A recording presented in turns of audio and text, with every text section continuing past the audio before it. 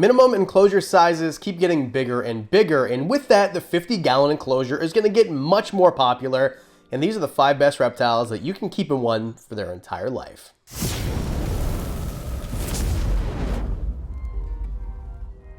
The standard enclosure size is usually 10-gallon, 20-gallon, 40-gallon, 75, but we skip over the 50. But we're keeping less reptiles in fish tanks and more of them in enclosures that are meant for reptiles. So what I'm talking about with a 50-gallon enclosure, there's 3 main options here. A 36-inch long by 18-inch deep by 18-inch high enclosure is just about 50, so something like this one here that I keep my Leopard Gecko Cheech in. Or for an arboreal enclosure, 24 inches wide by 24 inches tall by 18 inches deep, like this one that I've just got some rhino rat snakes in until their enclosure is done. These snakes are too big, but it's just a holding until their giant enclosure is done, which should be any day now. Or 36-inch tall by 18-inch wide by 18-inch deep. So we'll go over all 5 reptiles and I'll explain which one would be best for which. All of these enclosures can be bought from your, Zoomed, Exoterra, whatever, your front opening enclosure manufacturers. This video is not sponsored, so buy whatever one you like. Number 5, Luchianis geckos. The biggest enclosures that we usually do on these lists is reserved for the biggest animals.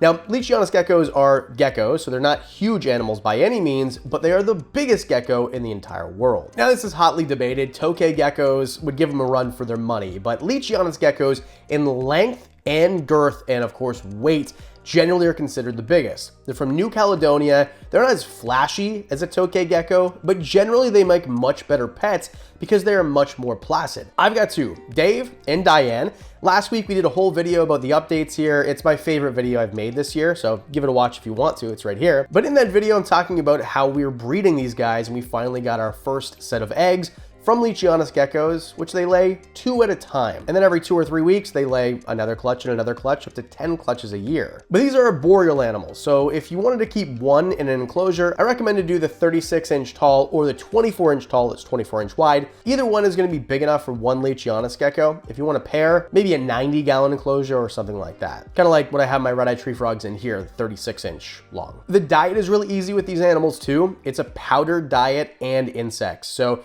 you get yourself a Rapashi, Pangea, whatever, you mix it up with a little bit of water, put it in a little portion cup, they'll eat that. And then they eat insects too, so things like crickets, dubia roaches, things like that. I recommend feeding crickets a couple times a week and then feeding the powdered diet once every other day or so. What's interesting too is they make noises. Most geckos can make maybe a chirping sound or something like that. These guys have the largest range of vocalizations in the entire gecko family, something that I did not know and never would have guessed. If you guys know what a tokay gecko sounds like, this is probably surprising for you too. Luchianis geckos can growl loudly. Natives in New Caledonia, where they're from, will call them the devil of the trees because they're so loud and boisterous. They can also make chirps and kind of scream-like sounds. Mine generally don't make anything except for chirps, but if they get really upset, they can growl at you. It's kind of scary. Number 4, let's include a snake on the list, hognose snakes. Now I'm going to include this as female hognose snakes because males you can easily keep in a 40-gallon, no problem, maybe even a 30-gallon. They're almost like 2 different species because the size difference is so much. And of course here I'm talking about plains hognose snakes or western hognose snakes, whatever you want to call them. I know we change the names of things in herpetoculture all the time, but in general, females can get up to 36 inches. Now this is pretty rare. Most of the time they're going to be between 2.5 feet, somewhere like that, but much more girthy. And I recommend keeping them somewhere where they can move because hognose snakes actually do move. They're going to move around the enclosure. It's going to be very exciting for you to watch. And because they're diurnal, when you're up during the day, that's when they're moving around. A lot of species that we keep in captivity don't move around except for at night or during the dawn or during the dusk. And for some of us who have regular sleep schedules, that's kind of annoying because you can't really see your animal awake when you are. Now I realize I'm preaching to a reptile audience and a lot of you probably are up at night, so this maybe wouldn't be the best animal for you, but this animal I recommend a long enclosure. So one of those that's 36 inches long, front opening. That's how I keep one of my hognose snakes. Now of course she's a big girl. This is Ruby. She's massive and she's gravid and hopefully she's laying eggs any day now. Ekans is another one that I keep in an enclosure like this. She actually just laid a clutch of eggs, which we talked about in last week's video.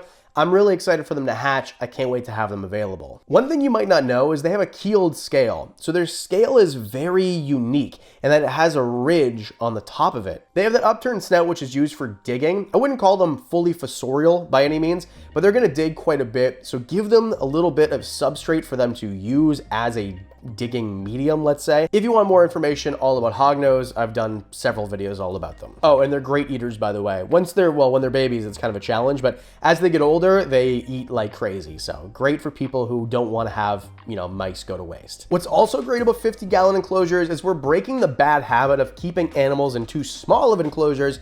And if you've got other bad habits that you want to take the bad out of, today's sponsor, Fume, is here to help. By now, if you've watched the channel or just live life, Fume is something you've probably heard of before. An award-winning flavored air device. That means no smoke, no vapor, no batteries, no addiction, and have a bunch of flavors for you to choose from. And it's just that your air that you're breathing in anyway now has flavors inside of it. In a testament to health, real doctors back Fume, not like the ones in the 1970s that backed other things, like real doctors, for real, that aren't paid off. I've tried all the flavors. I can't pick my favorite because they're all so perfectly balanced, but crisp mint this month has been my go-to. Cool, refreshing.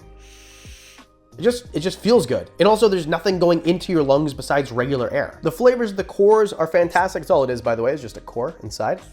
That's satisfying to hear. And they also have these silicone toppers on the top that I like to chew on. So if you're looking to take the bad out of your habit, go to tryfume.com/Wickens. That's tryfum.com/Wickens and get yourself a free topper when you use code Wickens at checkout when you get the journey pack today. Number 3, not a reptile, but an amphibian, White's tree frogs.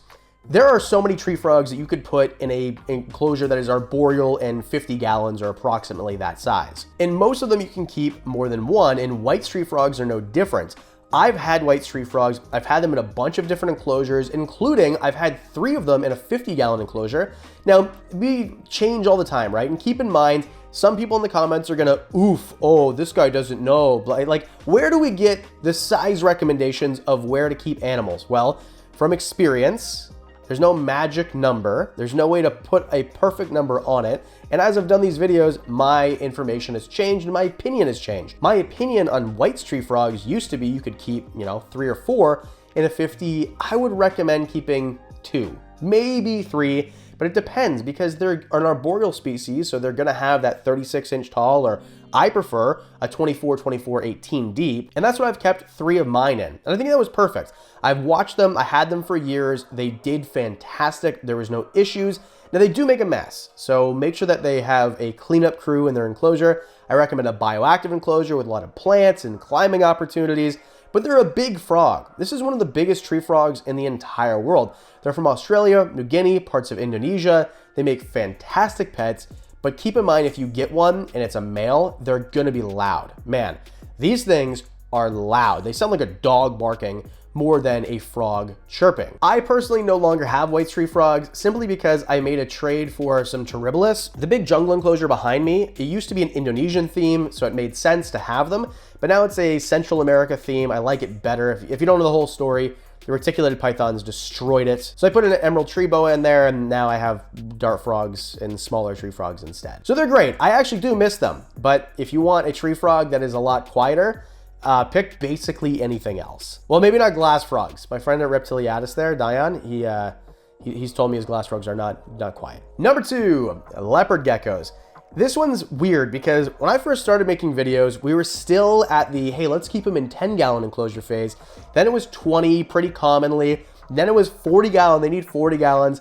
And I don't think that a minimum size would be 50. You could probably keep one in a 40. I don't see a problem with that. But I prefer giving them more ground space. In fact, Cheech, the one that I have, is probably, I guess it's 33 gallons or so because it's missing 6 inches of height. Instead of it being 18 inches tall, it's 12 inches tall. But who cares? This is a 15-year-old gecko. He's right around 15 years old. He doesn't climb a whole bunch. He does use the horizontal space though. And this is important. These geckos definitely will crawl up things if you give them the opportunity. If you make, brick walls or sticks or things like that, they will climb on them. But what's more important is you give them space to move horizontally. So not a gecko species that's gonna climb walls. They can't do that. They have different claws than geckos like Luchianis, which can climb walls. And I prefer to give mine a little bit more room because, a 3-foot space for a 7 or 8 inch gecko seems like a lot. And it is, but I think that it's more fun and more rewarding for me to watch the gecko move around. Now, this is a nocturnal species, or crepuscular, so if you're a night owl or someone who's up early in the morning, this is probably one that's better for you. And if you're thinking, well, I don't want to keep my gecko in that big of an enclosure, it's fine. I promise your gecko's not going to spontaneously combust if you keep it in a 40 or 30 gallon enclosure. But I think bigger is better for this species. They're going to use the space. They're going to be cruising around all the time. And that's what I love about leopard geckos, aside from the fact that they're just freaking awesome. Their diet's easy, so easy to care for. The care guide that I made was really good on them. Anyway, leopard geckos, number 2. Number 1, Schneider Skinks.